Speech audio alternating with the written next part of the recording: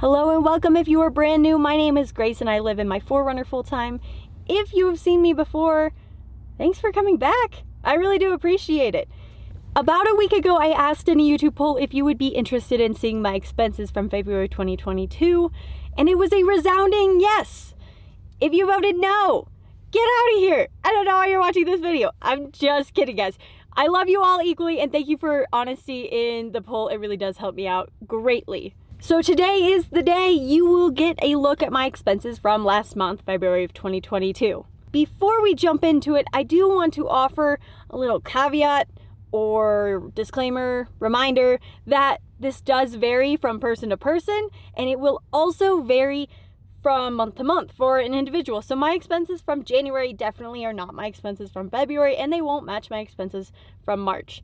Will there be some consistencies? Yes, but on a whole, there's a lot of variability. So just keep that in mind while you're watching this video. However, although there is a lot of variability, in order to help clarify things as much as possible, I'll offer a brief description on how I classify myself.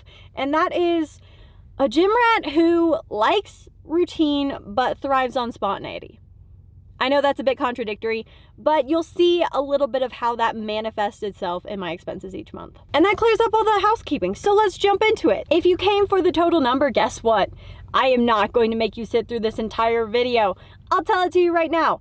Last month, February of 2022, I spent, drumroll, $2,956.30. Ow. Was my first reaction. And my second reaction was, how on earth did you spend that much money, Grace? Now that we have the total out of the way, let's break it down a little bit. I do sort my expenses by required and discretionary. I don't use fixed and variable because I live on the road and a lot of my expenses are variable. So I find that discretionary and required is a better metric for me to use. So I'll go ahead and jump into the required expenses first. And first up on the list is probably the most asked question and the most speculated about, and that is gas. How much do I spend on gas each month? So in February of 2022, I spent $357.95. This seemed pretty average for me, although I haven't tracked my expenses as precisely as I did during this past month. However, I wasn't too shocked to see that number. As most of you are aware, I did spend the majority of the month traveling between Flagstaff and Sedona, so there wasn't too much of a gas expense. At the end of the month, about $90 did come from a drive that I did from Arizona to Colorado, where I am now, and so that did bump the cost right at the end, but still remained fairly average. Because I work from a coffee shop almost every single day, I do choose to stay in town rather than driving out to national forest land almost every night. This does help me save quite a bit of money, and if I chose to go back out to the ideal camp spots every single night, this expense would jump probably fairly drastically. Next up on the list of required expenses is groceries. I spent $716.51 on groceries this month. That number seemed absolutely insane to me, and it probably sounds absolutely insane to you. As somewhat of an explanation, I am on a high protein diet where I aim for between 120 and 140 grams of protein each day, as well as eating clean foods almost exclusively. Now, as we're aware, clean foods cost more. In addition to protein supplements that I buy, those also cost a lot of money. For instance, one jug of this protein that I use as post-workout is $60, I want to say, and this is a 1 month supply. So it does add up very quickly. However, my gym goals are important to me and nutrition is important to me, so I'm willing to spend that extra money. However, that being said, $717 on groceries seems excessive. I will be taking a deeper look into this for March and hopefully cutting this cost by quite a bit. Next up on the list of required expenses is another big one. I paid my vehicle insurance for the next 6 months. That cost was $555. As I mentioned, it does cover the next 6 months because I choose to get the discount instead of paying monthly. I also do carry comprehensive insurance on my car because it's important to me. So there is a little bit of an extra cost there per month. However, I feel that extra cost is more than justified. All right, gym and shower expense. In February, it was as low as it can possibly be. It was $23.06. This was the cost of my Planet Fitness Black Card membership. If you've heard other road lifers talk about their expenses, they will likely mention their Planet Fitness membership, and I think it is extremely worth it. Less than $1 a day for a gym and a shower if you're using it every single day is insane. So I was very lucky to have access this entire month, and this was a very low expense for me. And last on the list of required expenses are my operating expenses. So these are primarily business costs. Things like my music bed subscription for all of my YouTube music licensing. This costs $19.99 a month. In addition to my Adobe Creative Cloud membership that costs $56.30. That's for all of my photo and video editing. And finally, I have the iCloud 2 terabyte storage option, which costs $9.99 a month. In total, all of my operating expenses are $86.28. All right, moving on to my discretionary expenses. Again, these are things that I do not really need. They are discretionary. However, I wanted them for some reason or another. I do, as I mentioned, try and limit these as much as possible. However, some months are better than others, and this month, maybe not my strongest month of discretionary spending, but we'll work on it. First up on the list for discretionary spending is clothing. In February, I spent $465.02 on clothing. This is definitely an atypical expense for me. I am wearing my high school sneakers as I record this video. I'm a great window shopper, but I cannot commit to a purchase. But when I do commit, full send. So this month I bought soft shell pants, gaiters for winter hiking, new winter boots, and new mittens and liners.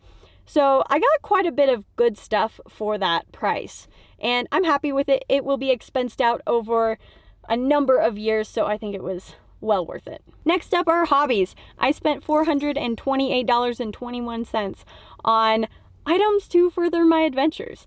So I did buy some snowshoes, which made up 80% of the $428. The snowshoes that I bought are a bit overboard for my experience level and also my plan. But again, like I said, you get what you pay for. I knew I was likely going to upgrade in about a year or two. So I'd rather save the money in the long term and buy the ones that I will want ultimately. Next up on the discretionary spending list is dining out. This month I spent $152.86 on dining out. This does include my daily coffee. I go to a coffee shop almost every single day for work, so it could maybe count as a required expense since it is my internet, which is necessary for my job. However, that said, I could go to a library and work for free, so it's discretionary. The amount I spent on true dining out is $21.44. So this is another reason that my grocery bill was through the roof. I barely spent any money on food outside of my groceries. And finally, I have gifts. I spent $171.41 on gifts in February.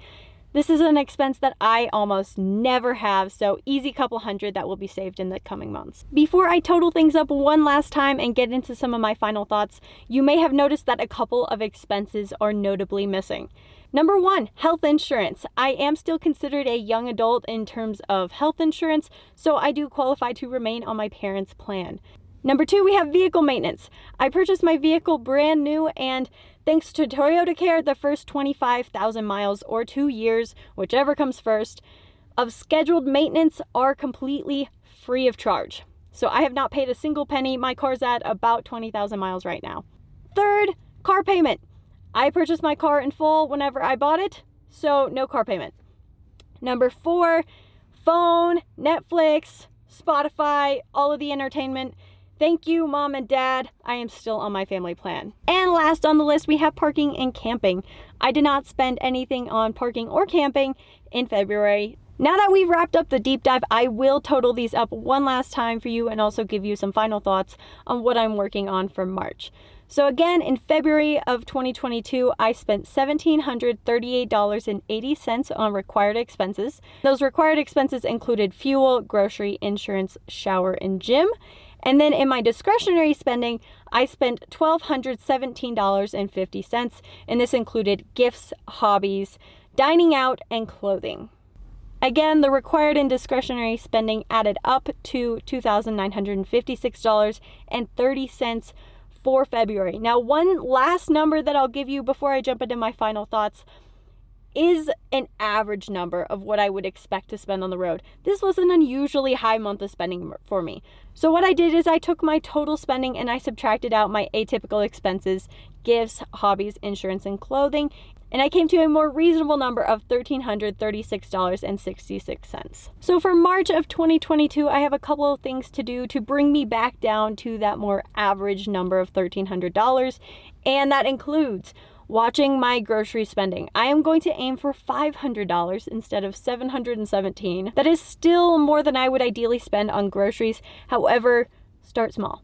Cutting $200 from the groceries is still a big savings. So that's my goal for March of 2022, and we will reevaluate from that point. I also would like to reduce my coffee spending to $70 from $130. This is such an easy way for me to save a few extra bucks, and there is no reason I need a coffee every day. I can sit in the library a lot more than I have been. And lastly, this one is a given, but I need to chop down my discretionary spending by quite a bit.